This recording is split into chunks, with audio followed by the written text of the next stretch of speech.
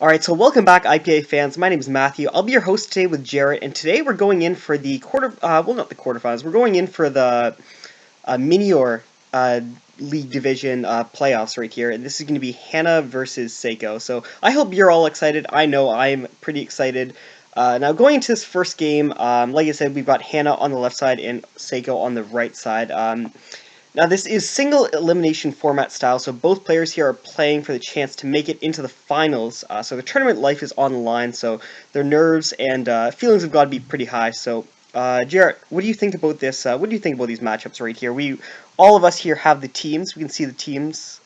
What do you think? And who would you give the edge to right here? Well, at team preview, you can see that there's both pretty threatening offensive presences. Definitely, when even just looking at the megas in Alakazam and the Ansi, because of both the coverage that they each provide, as well as just you can see that the limited switch-ins because. They did remember to unmega Evolve, so that's nice. Yeah, like Sizzle, switches into the Ansi, but then you fear an HP fire on a prediction. Yeah. You fear, it's so obvious. Like a lot of things are very hard to turn out or something. Like what's your mindset of how you want to play around it? Like, do I just double out, to scout, or they should expect the bullet punch all of a sudden and just, hey, if they don't, then you're dead. Like it's such a risky matchup and I'd say the same for Alakazam because of the wide move pool it gets. You don't know what it's going to have, and then just looking at Hanna's team, it can pick 3 moves and hit the majority of the team by itself. Yeah, and on the note, an interesting relationship that is formed just in team preview when you are bringing a Zoroark to the field is you have to expect a lead Zoroark. I've always been of the opinion that I think lead Zoroark is not... I've never really liked lead Zoroark, but you can't go into a match, go into your lead, and lead against something that's bad against Zoroark. So it's a very interesting relationship that you're always going to... You can expect you can expect that your opponent is going to be leading with something that can deal with a Zoroark lead to a certain extent. I completely agree with that because it's even though it's an expected thing, it's your opponent just has to always fear it, even though hey, is this a Zoroark? Is this Zoroark? Because a lot of times you're going to hide it as something that... For sure, and a lot of times people's ways of dealing with the Zoroarks to tag it, to put a status on it, to get rocks up, to manage and keep an eye on the actual HP that it's at, which is just an interesting little mind game that you honestly don't see very often in League format, but I think it's a very fun way to... a very fun addition that Zoroark brings into League format, brings into just from team preview. Which is, very few other Pokemon can bring that element of mind games to a battle. You've got things like Charizard, you've got things like Greninja who can do something similar. So the first turn right here, we're just going to exchange a little bit of damage right here. Didn't go for the Psychic, as I would assume he was expecting a switch into maybe the Persian, expecting either a physical set or something along the lines of that. So we trade off a lot of damage right here, but the Nidoqueen would be pretty hard-pressed to stay in right here, unless he is expecting it to be a choiced item, which, as we, of course, know, it's not a choiced item. Earth Power not bringing him in range of that Agave Berry. But it's going to be an interesting turn right here, whether Hanna is going to predict that to be choiced or not. We have the Victini just to switch out into the Slowbro, either predicting anything on that or just going out to answer the Nidoqueen. Now, we know that the Slowbro set is... give me a sec. I do have the Slowbro. No! I lost the set! Don't worry, I got it. Alright, you got it. The Slowbro is an Assault Vest with Scald, Flamethrower, Shadow Ball, and Icy Wind. Very nice. As we can see, there's some good coverage there, as well as you saw, it can tank those special hits as well as physical hits. Exceptionally well, for sure. I would say that, at least, just from our knowledge, Sigilyph might be the best switch in. However, when just looking at this, you're not sure what the coverage might be. Yeah. And you can see how strong it is, at the same time, special path investment for sure. The Focus Ash is going to be pretty pivotal to keep maintained against a few things. Yeah, exactly. Getting the rocks up, I can see that works for me. The only defogger that he did bring was the Scizor. The Crobat's not a defog set, so pressuring rocks to keep up is going to be not impossible to do. However, if Saeko does find an opportunity to get rid of the rocks, this is going to be very, very bad, because Hanna essentially just lost a full Pokemon.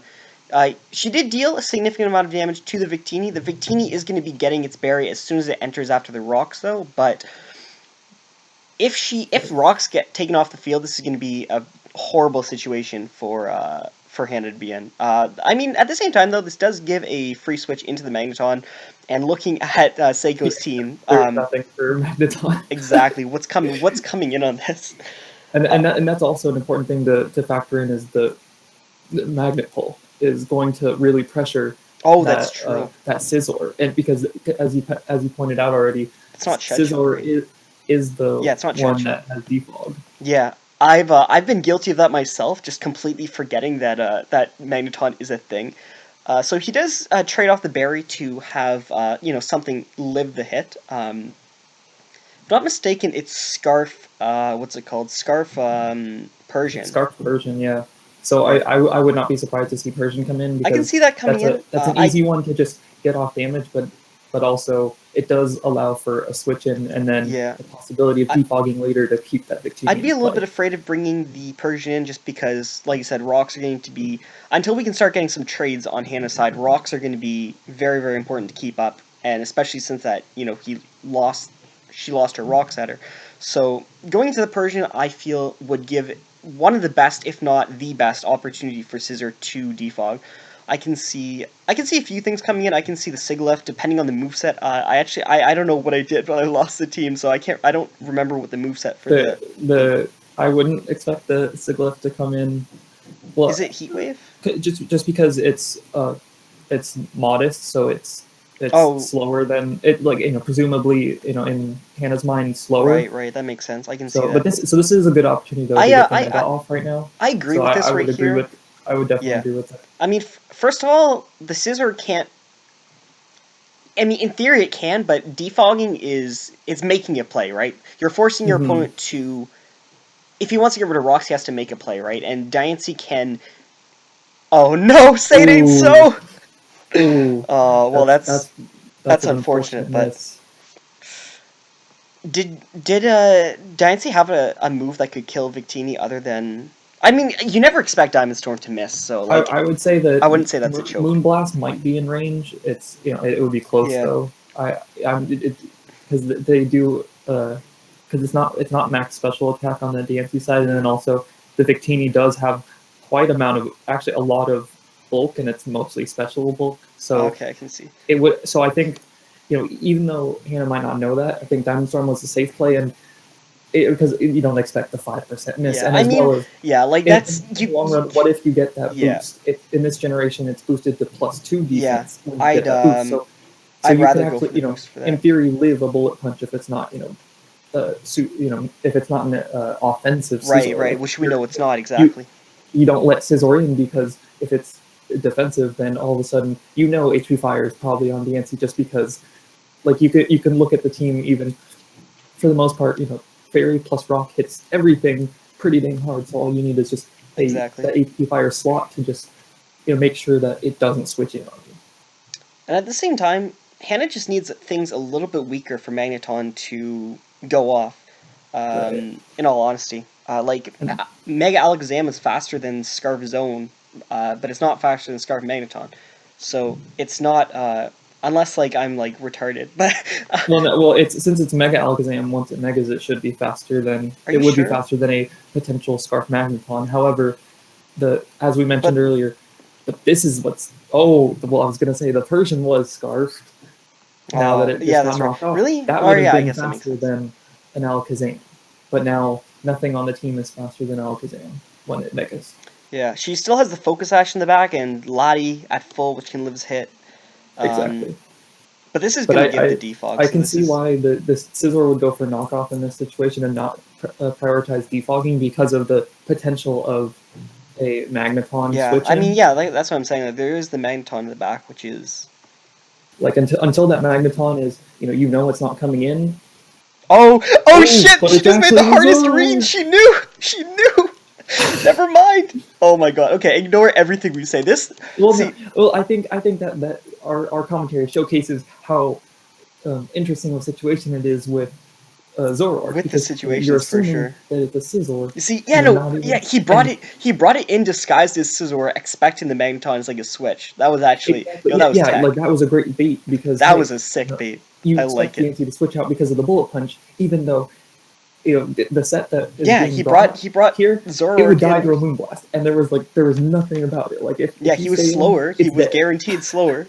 That was, that was okay. You have to give style points to Segori there. Hmm. Like no matter what happens, that was actually pretty fire. And then you can see how bulky the Slowbro is, being able to switch in Yeah, pretty comfortably on that Persian. I mean it's minus attack, I would assume.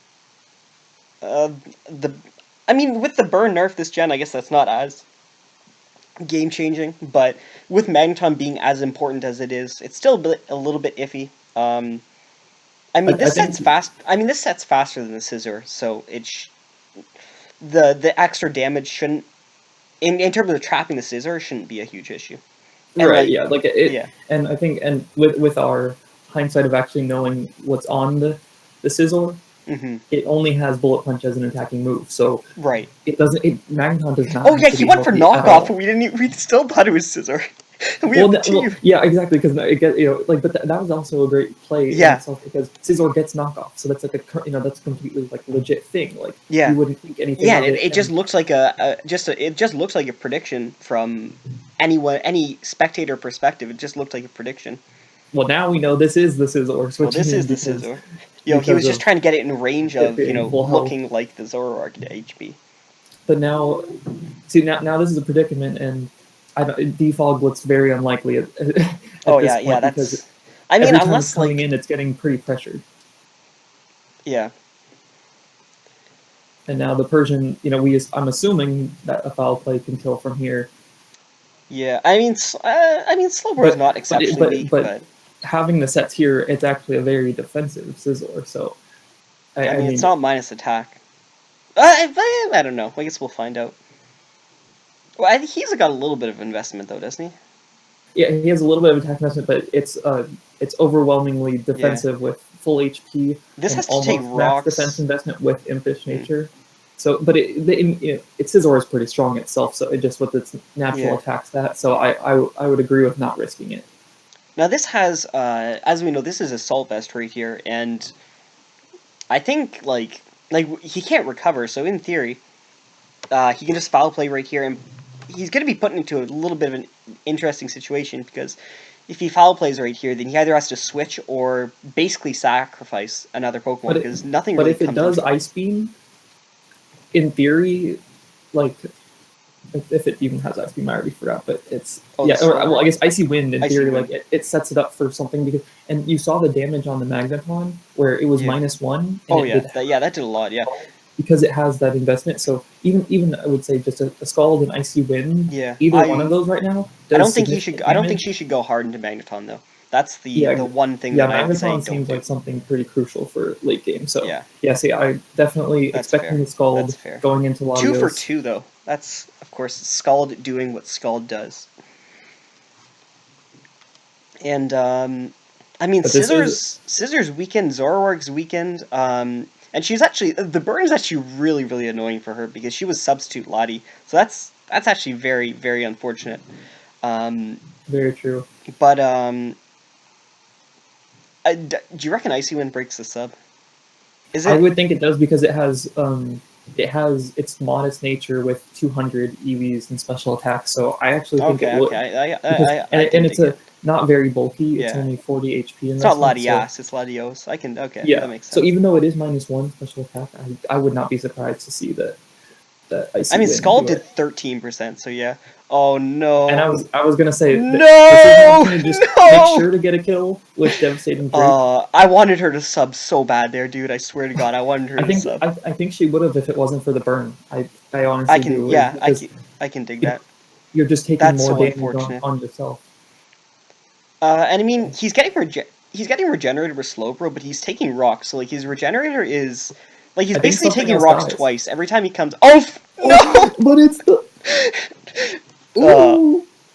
Ooh, that Oh my definitely god. worked. I was gonna say that it's. I was in the Oh, back of you my knew. mind, I was thinking it might be Zoroark, but it was He too close to was call he on the was yeah, HP. that was a close. That was close. Oh, she That had was she had subs specifically for Sucker Punch. So this is why yeah. this is the kind of mind games I was saying. Like if Hannah had been paying like strict attention to the HP of every Pokemon, then she would have been in a situation where she could have just gone straight for the substitute. But because HP stats once everyone's away from full HP, or at least once the disguise targets aren't at full HP, it becomes a lot harder to distinguish if you haven't been paying a lot of attention, which you should pay attention, of course, especially for a match like this. But in a situation like this, for sure, it gets away from you. But And if it's you also hard with Slowbro because Regenerator it keeps changing its yeah, the number HP. keeps changing. You look So at like it, I and would it's not say that number.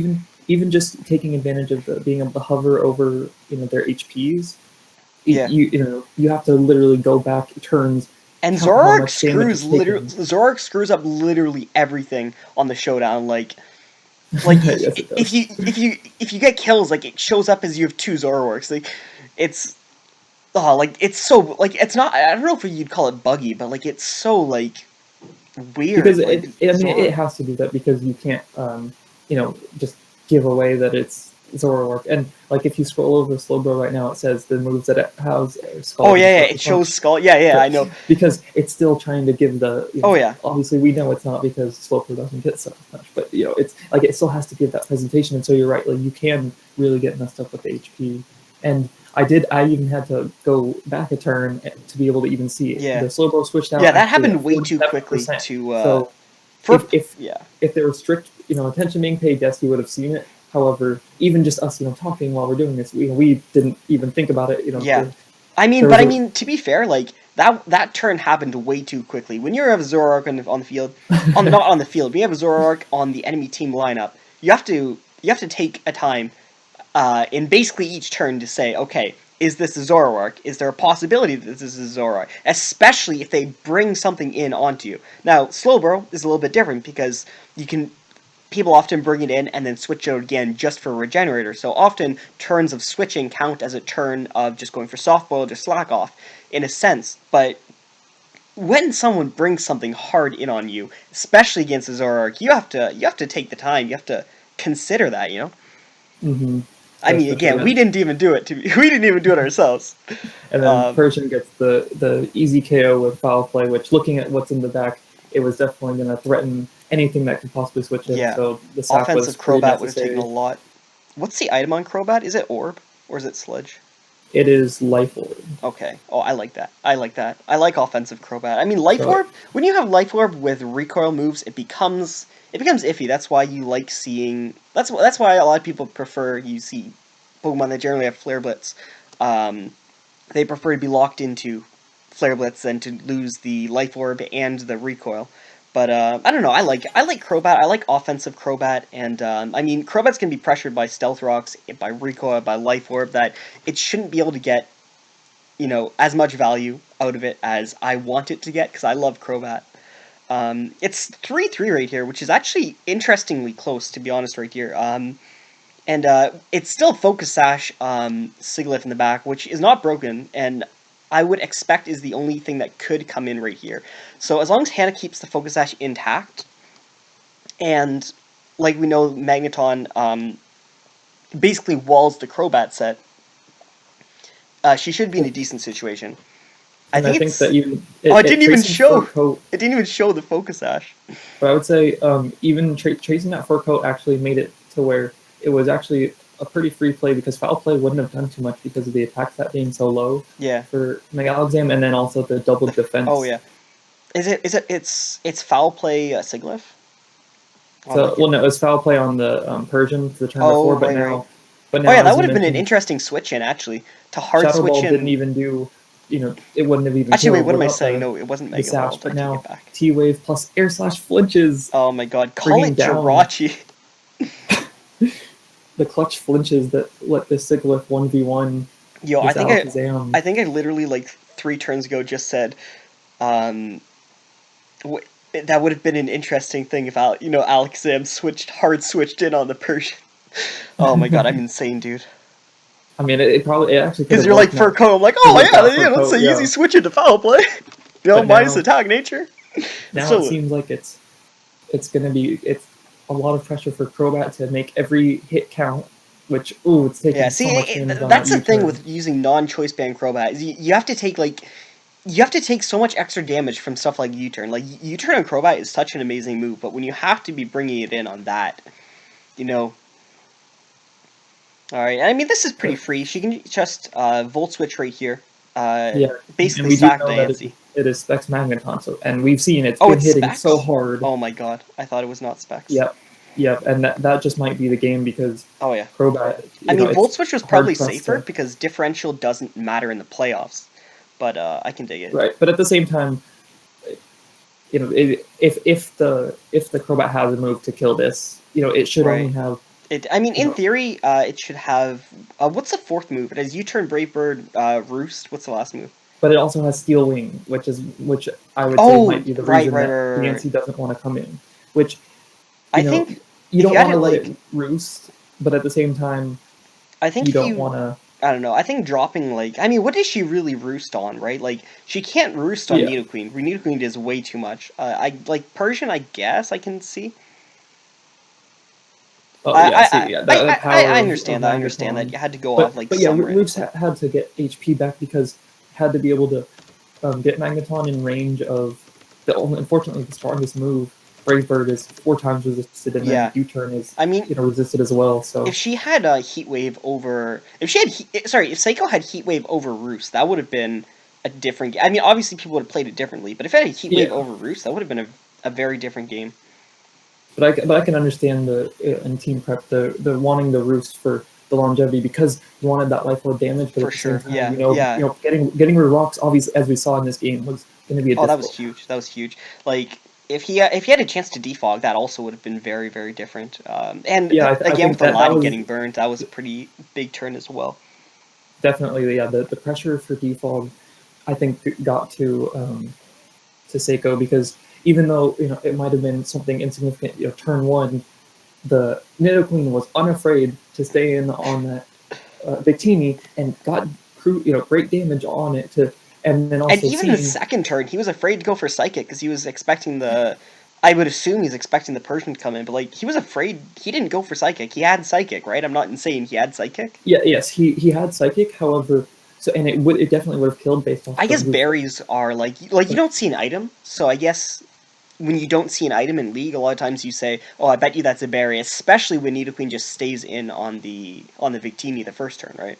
exactly, I completely agree with that. That I think there was such a mindset of either switch into Persian, which immediately threatens any Victini set because it's just natural base stats make Exactly. foul play such an issue that it takes 50% without any investment, and Yeah. it's insane damage, and then that just puts Saeko in the back And that's a free when turn too. If you're coming in on a psychic, that's a free turn. You're not getting any exactly yeah chip damage off on it. That's not a resisted hit. That's an immunity.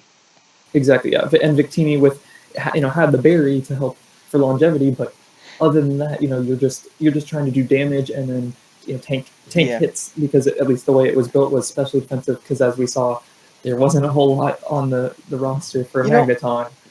on the note for the berry though, with the Magneton, switching into the Magneton, I think the berry was actually pretty interesting because it let him live the Volt Switch, if I'm not mistaken, which gave him momentum because Hanna had to bring something in, obviously, to kill the Victini the upcoming turn. So it was interesting because he would have died to Volt Switch, and he ended up getting kind of a little bit of momentum out of that. So it did kind of work out at the end for him, which is kind of cool because it's an interesting berry. Yeah, I think but I think that the specially defensive Victini definitely was the only way of dealing with that Magneton, Yeah.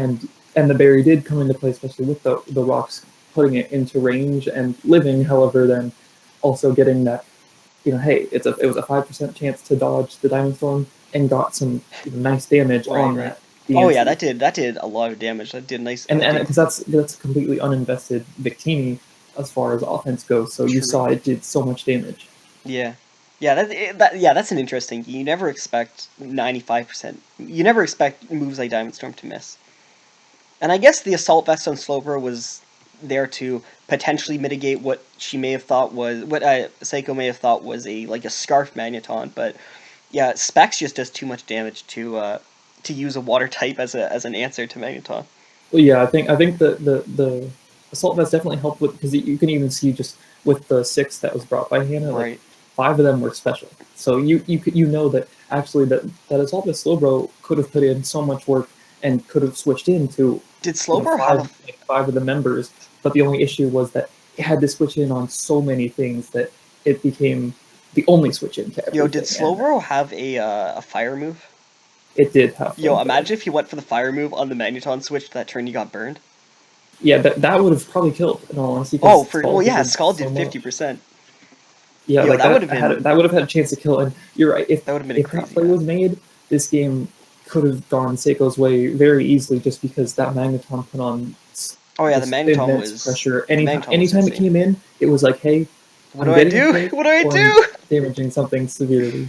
Exactly. Yeah. All right. Well, that's the first. That's the first of the playoffs. We'll make sure everyone to stay tuned, and we'll as many of them I suppose that we can get recorded. We'll get up, and yeah, we'll see you guys next time.